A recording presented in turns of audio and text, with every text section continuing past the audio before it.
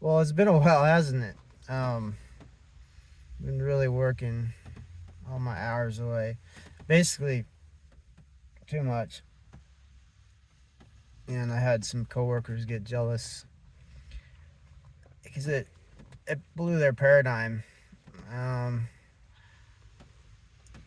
they think that people don't want to work, and the people that nobody does want to work actually. Work being defined as doing stuff for people for money, but not out of interest, personal interest. So in that paradigm, they're right, but um, then you had me who was working basically, if you count the commute time and stuff, over 8 hours a week. So their mental argument wasn't working. It was kind of frying them, and what usually happens with people that can't stomach their own arguments, their own processions, is they sort of do some sort of displacement to where, hey, you don't agree with me, or I don't agree with you, or I can't computate why you exist because you don't exist in my box, so why are you in my box, kind of things. So they'll generally try to erase you, um, to put it lightly. I think that's what happened to me. They couldn't they couldn't live with it, and so they have to hide it. And hiding it means they erase you. So, but that's okay. Like I said in my other videos, if you're overemployed, as in you're doing more than what's necessary to subsist.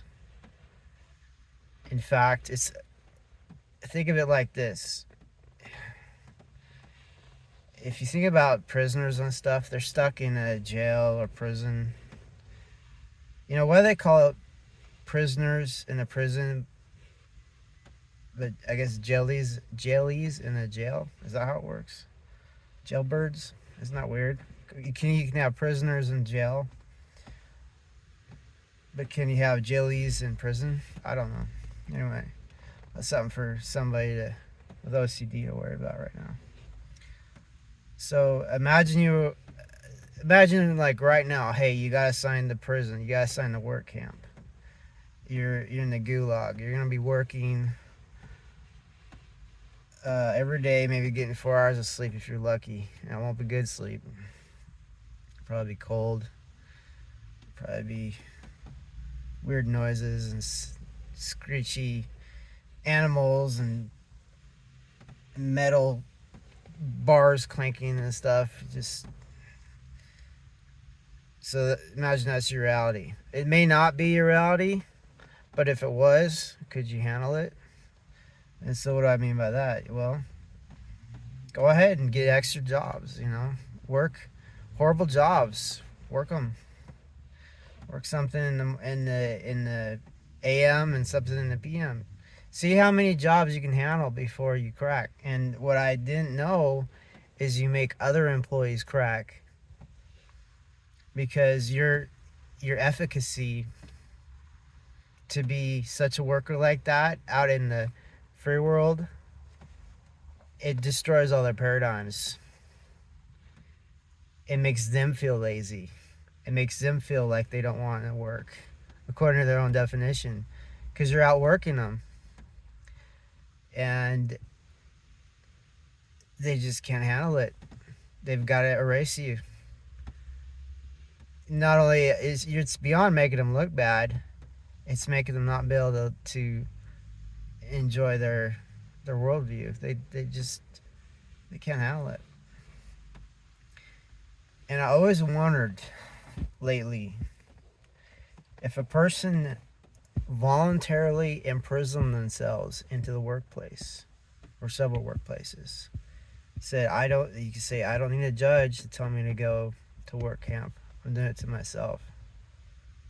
What would happen to society if everybody overworked themselves? What would happen? I don't think society would. I think it would blow apart at the seams. I don't think the society is. The society is. This one is rigged.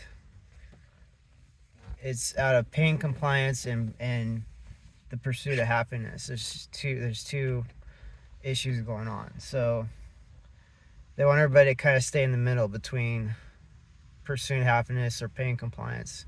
They want you in the happy medium. But if you ignore the pursuit of happiness, that's one, how those fancy huge horses that draw the carriages and things like that, they got blinders on. So one blinder is the pursuit of happiness, the other blinder is pain compliance. If you no longer are pursuing happiness, that's one blinder off. Some of my other videos where I say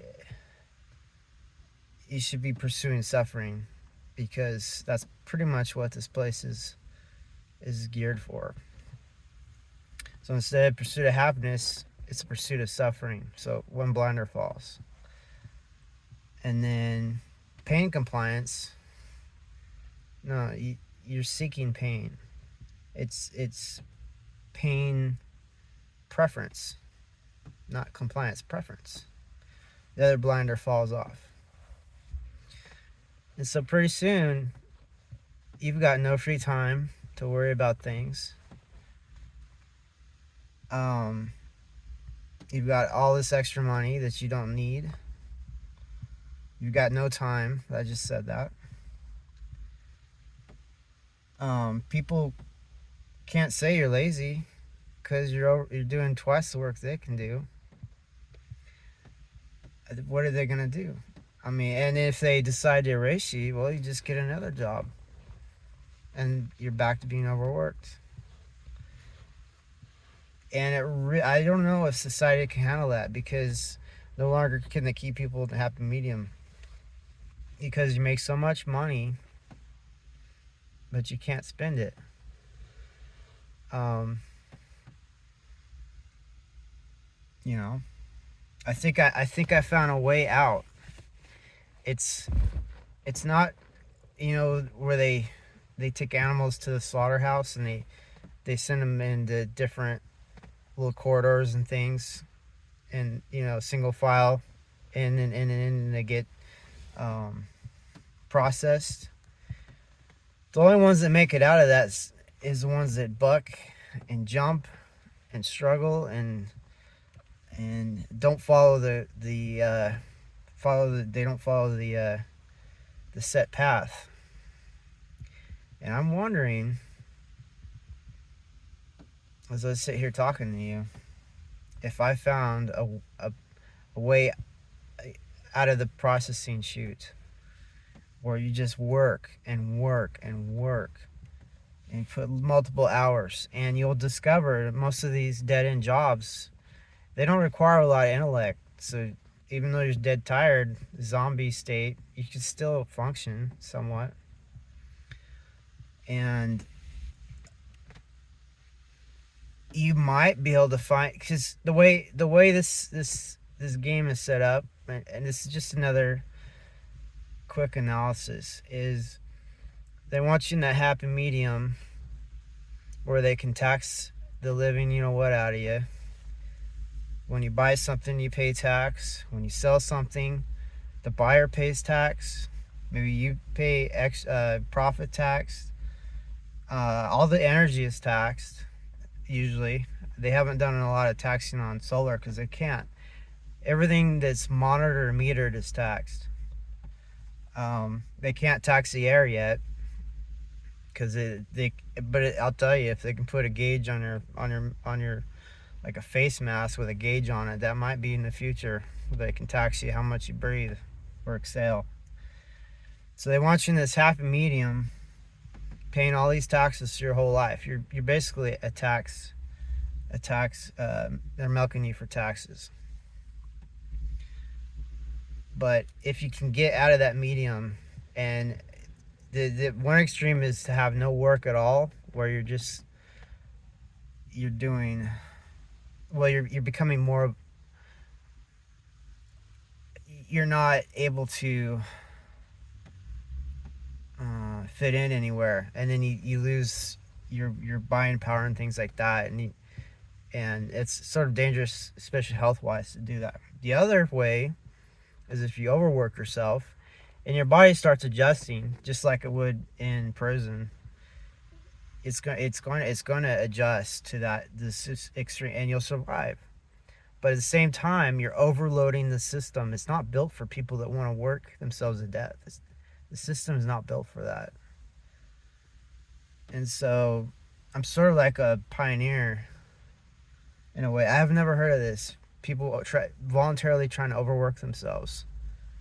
And I don't know if it's really to death, because I didn't die. But I wonder. So you might be able to break out of the paradigm if you overwork yourself. But I want you to learn from my experience is don't let your coworkers know too much about that you do extra work on the side. And I live in a small town, and they follow me because I'm so interesting. But there must be a way. Okay, and that's just selling your time and your labor. I mean, there's other things too, which I'm dabbling in, like being a book author or YouTube contributor. I think I want to start selling t-shirts